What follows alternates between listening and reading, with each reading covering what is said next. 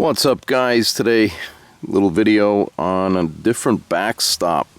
So I did try this once before. It's just a I guess a plasticky type of cotton board, and I did mount it directly to the target, and I had a shot come back 35 yards. So it's not a good idea to use that, mount it directly. However, what I did was I got bigger S hooks here, and I have that piece of car mat. Now, what I did was I ground down with a Dremel.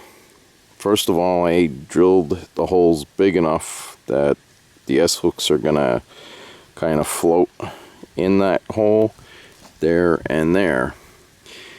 And then if we look at it this way, you can kind of see what I did. And then I put this piece of mat on it, kind of as a afterthought, more or less to hopefully reject the pellets coming backward. And if we take this and we put it right on that way, you can see the rubber is flat. But if we look around the side here, you can see it has a little bit of an angle, so just that little bit swings. And my thought is, you know, once the pellet passes through the rubber, this gives it enough angle, and then, you know, it's going to ricochet back down into the ground. Again, you can kind of see better what I did from this angle. And then you can see the size of hole I have in there. So the other thing I did was I got a piece of 16 gauge steel at Lowe's. It was 12 by 18. I cut it down to 14 3/4, which is my distance from the top here down to here. And I bought some bigger binder folder clips at Walmart. They're $2.77, and that hopefully is gonna, you know, hold the heavier piece of metal up. These holes here are just to accommodate the holes there and then up there. And I had some plastic like C-channel, I don't even know where I got it from, but it had some 3M adhesive tape. So I put it there to kind of line vertical, and then when these targets print out, it has a smaller margin and a larger margin. I put a guide here for the larger margin, and then I stamped in top, front, and then wide margin on that side. And then the neodymium magnets, I'll pull this off. I'll show you, you know, how I cut it out. So you can see I left, you know, a little bit of an angle for the magnets to hold the target. Let's get this set up, see what it looks like together. So that's what she looks like without the target.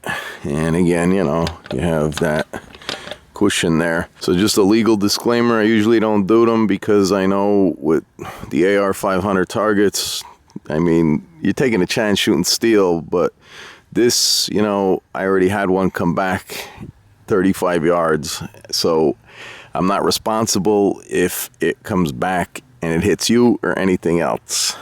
So that's what she looks like together. I don't, you know, have any need for cardboard.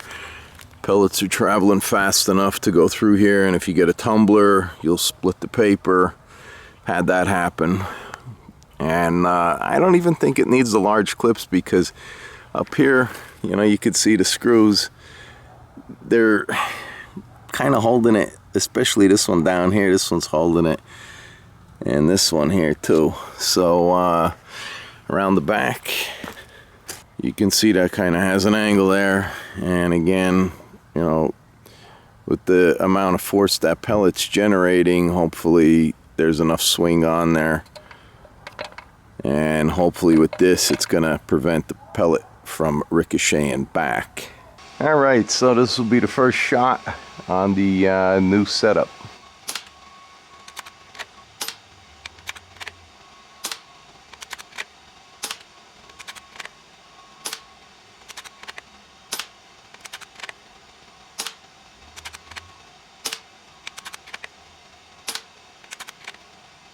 Okay, that's out. We'll take a walk down, take a look at the target.